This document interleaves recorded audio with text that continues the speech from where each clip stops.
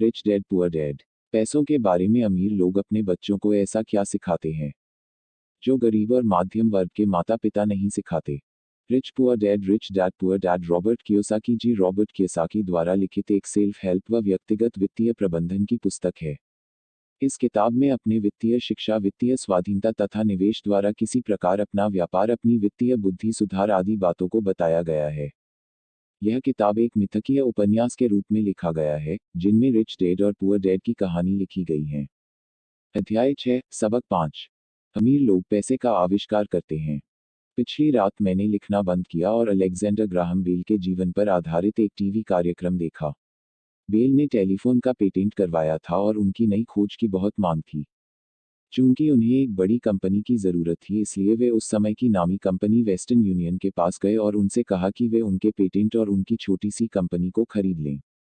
वे पूरे पैकेज के $1 लाख चाहते थे। वेस्टर्न यूनियन के अध्यक्ष ने यह सुनते ही त्योरियां चढ़ा लीं और प्रस्ताव को यह कहकर ठुकरा दिया कि मांगी जाने वाली कीमत बहुत ज्यादा है। बाकी इतिहास है। खरबों डॉलर के उद्योग का जन्म हुआ और ए.टी. का जन्म हुआ। अलेक्जेंडर ग्राहम बेल की कहानी खत्म होने के बाद शाम के समाचार आ रहे थे। समाचारों में एक स्थानीय कंपनी के स्टाफ में कटौती के बारे में एक खबर थी।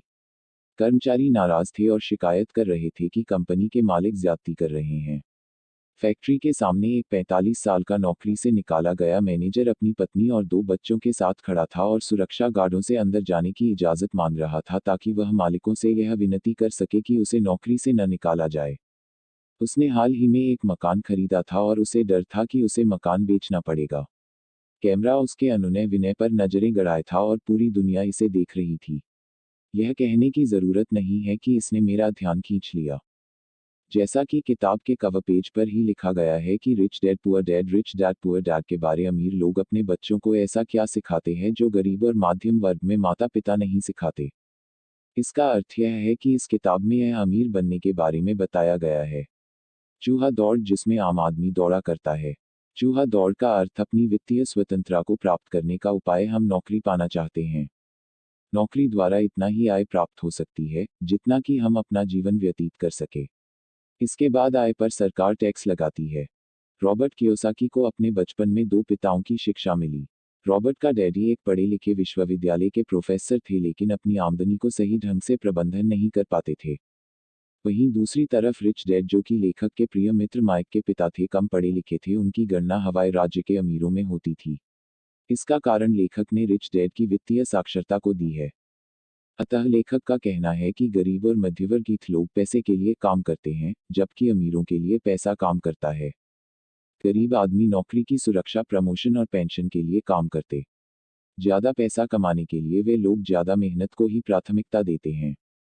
इस प्रकार उसके अंदर असुरक्षा की भावना रहती है, जबकि अमीर काम सीखने के लिए काम करते हैं। काम सीखने के बाद पैसा अपने आप आता है। नए नए तरीके खोजते रहते हैं। रॉबर्ट कियोसाकी का मानना रहा है कि बच्चों को विद्यालयों को वित्तीय साक्षरता का पाठ पढ़ाया जाना चाहिए। उसे आज के सूचना युग के लिए तैयार करना चाहिए, न कि औद्योगिक युग की तरह स्कूल जाओ, अच्छे नंबरों से पास हो और दायित्व में फर्क नहीं समझता है।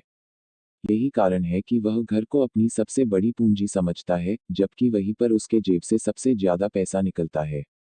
लेखक का मानना है कि संपत्ति वह है जो आपके जेब से पैसा लाए, न कि आपके जेब से पैसा निकाले। अतः संपत्ति और दायित्व के अंतर को समझना चाहिए। लोगों को अपने जीवन में पैसिव इनकम पर ध्यान देना चाहिए, जिसमें व्यापार, stock, bond, mutual funds, real estate, notes, बौद्धिक संपदा पर स्थान देना चाहिए, जिससे आपकी जेब में पैसा आए। लेखक ने मैकडॉनल्ड के मालिक रे क्रॉक का उदाहरण दिया है, जिन्होंने एमबी के विद्यार्थियों को अपनी वास्तव व्यवसाय हैमबर्गर बेचना नहीं बल्कि रियल एस्टेट बताया है। रे का व्यापार प्लान फ्रेंचाइजी बेचना था, जिसमें वे फ्रेंचाइजी की लोकेशन द्वारा रियल एस्टेट का व्यापार करते थे। लेखक का कहना है कि लोगों को 1 साल तक बिक्री की कला सीखनी चाहिए। भले ही इससे कुछ कमाई न हो, लेकिन इससे कम्युनिकेशन स्किल्स सुधार होगी। लेखक सैद्धांतिक एवं व्यवहारिक दोनों बातों को सिखाया है। कुछ बुरी आदतों से बचने की सलाह दी है, जिनमें डर, संकीपन, आलस्य, बुरी आदतें, जिद आदि है। व्यवसाय और निवेश सीखा जा सकता है, केवल नौकरी की सुरक्षा से ही ग्रसित नहीं रहना चाहिए। अपने सीखने की गुणवत्ता में भी सुधार करना चाहिए, तभी हम वित्तीय स्वाधीनता की ओर बढ़ पाएंगे। रॉबर्ट कियोसाकी ने रिच डैड पुअर डैड पुस्तक को 10 अध्यायों में बांटा है, जिनमें प्रमुख है अमीर लोग पैसे के लिए काम नहीं करते हैं। पैसे की समझ क्यों सिखाई जानी चाहिए? अमीर लोग पैसे का आविष्कार करते हैं। सीखने के लिए काम करें, पैसे के काम न करें। शुरुआत करना। रॉबर्ट टी कियोसाकी के दो पिता हैं, जिनमें से एक अमीर है और एक गरीब है। अब आप सोचेंगे, दो पिता कैसे? एक उनके जन्मदाता है, जो कि गरीब थे, और दूसरे पिता उनके बेस्ट फ्रेंड के पिता थे, जिन्हें रॉबर्ट अपना पिता मानता था। एक पिता जो गरीब है, बहुत ही ज्यादा पढ़े लिखे हैं, और उनके दूसरे पिता जो अमीर हैं, उन्होंने अपने स्कूल की पढ़ाई भी पूरी नहीं की है। दोनों ने अपनी जिंदगी में बहुत कड़ी मेहनत की थी और दोनों ही अपने क्षेत्र में सक्सेस भी प्राप्त की थी। पैसों को लेकर उन दोनों की राय भी बिल्कुल अलग थी। इसे हम कुछ पॉइंट्स के मदद से समझते हैं। 1. सोच। रॉबर्ट कियोस्की के पहले पिता का मानना था कि वह कोई वस्तु खरीद नहीं सकते, जबकि दूसरे पिता इस बात से चिढ़ते थे। दूसरे पिता रॉबर्ट को हमेशा समझाते थे कि तुम किसी चीज को कैसे खरीद सकते हो, इस बारे में सोचो। पहले पिता की सोच नकारात्मक है, वहीं पर दूसरे पिता की सोच प्रश्नवाचक है। नकारात्मक सोच बात को वहीं पर खत्म कर देता है, जबकि प्रश्नवाचक सोच हमें सोचने पर मजबूर कर देता है कि हम कैसे किसी वस्तु को हासिल कर सकते हैं। जब कोई व्यक्ति अपने दिमाग में यह सोच लेता है कि वह किसी वस्तु को नहीं खरीद सकता, तो उसका दिमाग भी काम करना बंद कर देता है। परंतु जब कोई व्यक्ति अपने दिमाग से प्रश्न करता है, तो उसका दिमाग काम करना शुरू करता है। दिमाग प्रश्नों के उत्तर ढूंढने लगता है। इसका मतलब यह है कि दिमाग को नकारात्मक चीजों से दूर रखो और दिमाग को उसका काम करने दो, इससे दिमाग एक्टिव रहेगा और धीरे धीरे स्ट्रांग हो जाएगा। 2. जोखिम। रॉबर्ट के पहले पिता का मानना था कि आपको जोखिम नहीं उठाना चाहिए। आप अच्छे से पढ़ाई करो, अच्छे मार्क्स लेकर आओ तथा सेफ और सिक्योर जॉब करो। वहीं दूसरी तरफ रॉबर्ट के दूसरे पिता सिखाते थे कि जोखिम को कैसे मैनेज किया जा सकता। पढ़ाई करो और अपने पैसे को काम पर लगाओ। 3. संपत्ति और दायित्व में अंतर का पता होना। हमें अपनी संपत्ति और अपने दायित्व का पूरा ज्ञान होना चाहिए। संपत्ति से धन में वृद्धि होती है, दायित्व से धन या पैसों में कमी आती है। यदि आप अमीर बनना चाहते हैं तो आप संपत्ति खरीदें, जमीन, बॉन्ड, शेयर इन्वेस्टमेंट, और यदि आप गरीब ही रहना चाहते हैं तो आप दायित्व, लोन पर लिया गया फर्नीचर, गाड़ी, लग्जरी प्रोडक्ट्स खरीदें। अब आप दायित्व को देखकर कंफ्यूज मत होना, आप फर्नीचर या गाड़ी खरीदते हैं तो उससे आपको किसी भी तरह का इनकम नहीं होगी। 4. सबसे पहले खुद को पेमेंट करना। रॉबर्ट के दूसरे पिता रोबोट को यह बात समझाई कि सबसे पहले आप अपनी कमाई का एक हिस्सा अपने लिए रखें, और उन पैसों से अपने लिए ऐसी संपत्ति खरीदें जो आपको आय प्रदान करें। 5. गलतियों से सीख लेना। रॉबर्ट के दोनों पिता नहीं उन्हें यह बात सिखाई कि यदि आप एक बार गलती करते हैं तो उस गलती की पुनरावृत्ति दोबारा नहीं करें, बल्कि उससे सीख ले और अपनी लाइफ में आगे बढ़ें। 6. पैसे के लिए काम। रॉबर्ट के अमीर पिता का मानना था कि हमें पैसों के लिए काम नहीं करना चाहिए। मतलब पैसों के पीछे नहीं भागना चाहिए, बल्कि पैसों को हमारे लिए काम करवाना चाहिए।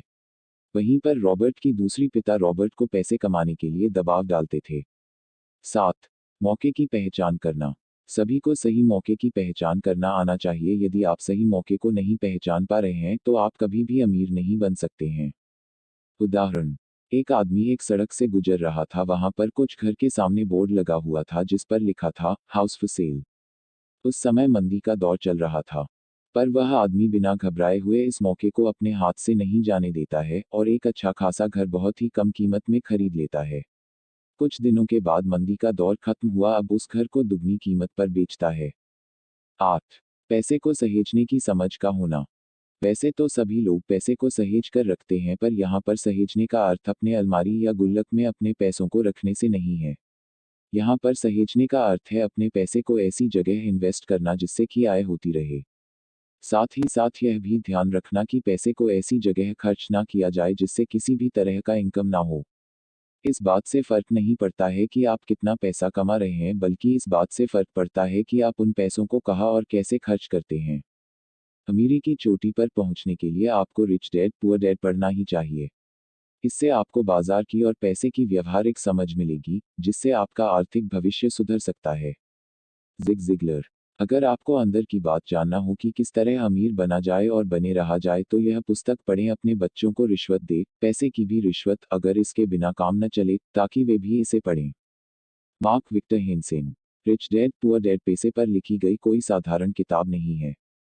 यह पढ़ने में आसान है और इसके मुख्य सबक जैसे अमीर बनने में एकाग्रता और हिम्मत की जरूरत होती है, बहुत ही आसान है।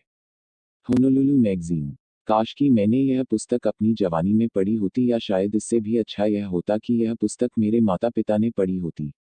यह तो इस तरह की पुस्तक है कि आप इसकी एक एक कॉपी अपने हर बच्चे को देते हैं और कुछ कॉपी खरीद कर रख लेते हैं ताकि जब आपके नाती पोते हो और वे 8 या 9 साल के हो जाए तो आप इसे उपहार में दे सकें। Sue Brown. Rich dad poor dad अमीरी का शॉर्टकट नहीं बताती, यह सिखाती है कि आप पैसे की समझ कैसे विकसित करें, किस तरह अपनी पैसे की जिम्मेदारी निभाएं और इसके बाद किस तरह अमीर बनें। अगर आप अपनी आर्थिक प्रतिभा को जगाना चाहते हैं तो इसे ज़रूर पढ़ें।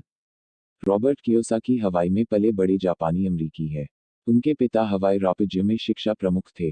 रॉबर्ट की शिक्षा न्यूयॉर्क में हुई और गर्जतियों के बाद यूएस मरीन कॉर्प्स में शामिल होकर एक ऑफिसर और हेलीकॉप्टर गनशिप पायलट के रूप में वियतनाम पहुंच गए। वापस आने पर रॉबर्ट का बिजनेस करियर शुरू हुआ। 1977 में उन्होंने कंपनी स्थापित की जिसमें उन्होंने करोड़ों डॉलर का विश्वव्यापी उत्पाद बनाया। 1985 में आपने व्यवसाय जगत को छोड़कर एक अंतर्राष्ट्रीय शैक्षणिक कंपनी की स्थापना की जो लोगों को व्यवसाय और निवेश के गुण सिखा रही। 1997 में प्रकाशित रिच डैड पुअर डैड पुस्तक न्यूयॉर्क टाइम्स की बेस्ट सेलर हुई। आज इनकी अनेक पुस्तकें व्यवसाय और निवेश के संबंध के बाजार में उपलब्ध है। रिच डैड पुअर डैड पुस्तक रॉबर्ट कियोसाकी द्वारा लिखित विश्व प्रसिद्ध पुस्तक है। उन्होंने दुनिया भर लोगों की पैसों के बारे में सोच को बदला है। माता पिता अपने बच्चों को स्कूल भेजते हैं, लेकिन स्कूल में कई साल गुजारने भी वित्तीय साक्षरता नहीं दी जाती है। उन्हें सिर्फ नौकरी की सुरक्षा का पाठ पढ़ाया जाता है, लेकिन पैसों को अपने लिए काम करवाया नहीं सिखाया जाता है। अतः व्यापार और निवेश के गुणों को विकसित करने के लिए आपको यह पुस्तक आपको अवश्य पढ़नी चाहिए। इससे आपको बाजार की और पैसे की व्यवहारिक समझ मिलेगी जिससे आपका आर्थिक जीवन बदल सकता है।